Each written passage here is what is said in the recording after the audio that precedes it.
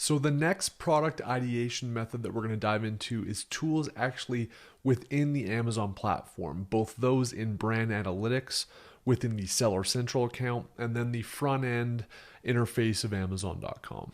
So the purpose of this particular video is going to be to review those processes within brand analytics and on Amazon.com or whatever international marketplace you're looking to sell on that I use to generate product ideas. So for starters, brand analytics. Again, one of the other cool tools that most folks don't know about within brand analytics is what's called the market basket analysis.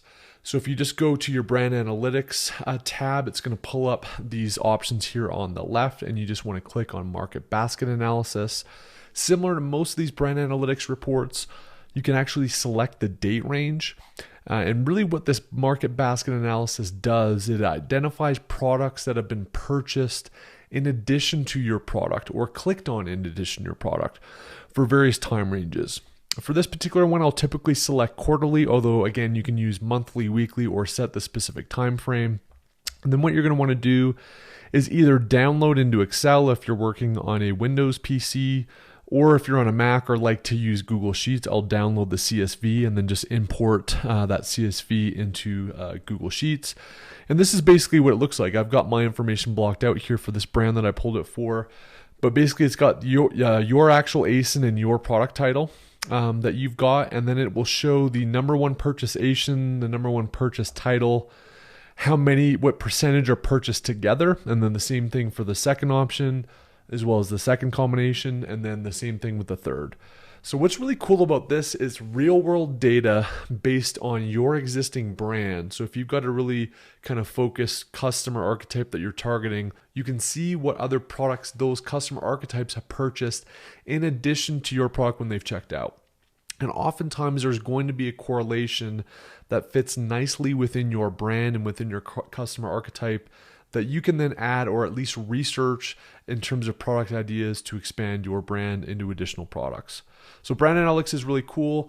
Another one that's most people have probably heard of this, but if you scroll down to the bottom of any listing or ASIN that you select, at the very bottom it's going to show the frequently bought together stuff. So if you haven't actually sold in a particular niche yet, or you wanted to just scout out what other similar products that you're looking to pursue are bought together, this is another great option here, which will just show you some additional options. So let's say that I am doing a golf net.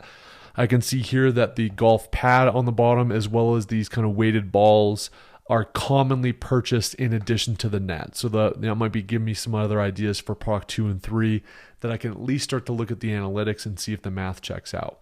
So frequently bought together in addition to that brand analytics basket analysis shows us exactly what customers that are purchasing products we're looking at, or the ones that we actually sell, what they're buying together. Another one is literally just looking at the autofill on Amazon search. So regardless of the marketplace, whether it's .com or one of the international marketplaces, I just like to start with the highest level word that describes the niche. So if in this case I'm using a golf example, it could be gardening, it could be crocheting. I mean, whatever the niche is that you're actually looking at, you just type in that kind of master word that's probably really, really, really broad and doesn't necessarily describe a product, but describes the activity, the niche, or the customer archetype. And then you just basically add A, and then you see all of the stuff for A, and then you can kind of see some of these that might be some interesting niches that you've never thought of within the golf broader category. And then you go golf B, and then you'll generate a bunch of ideas. And I'll literally go through the entire alphabet all the way A to Z, and oftentimes you'll just discover these niche down segments or product ideas within this broader category that you wouldn't have otherwise thought of.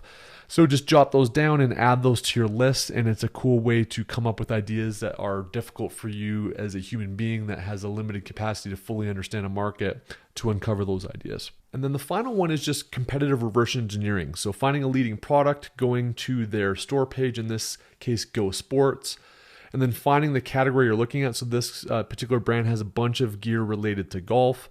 And then I just literally scroll down. These guys have obviously found some success with the golf net, but here are all the other golf-oriented products that have come up through that search. And it, again, might develop some ideas for products in the golf niche that I have never thought of before. And these guys have a whack load of them. So I would basically add these to the list and put them into my research tools just to see if the math checks out and all of the other criteria that I'm looking for are met. So those are ways within both Brand Analytics and Amazon frontend.com page that you can use to assess and cultivate product ideas in your niche.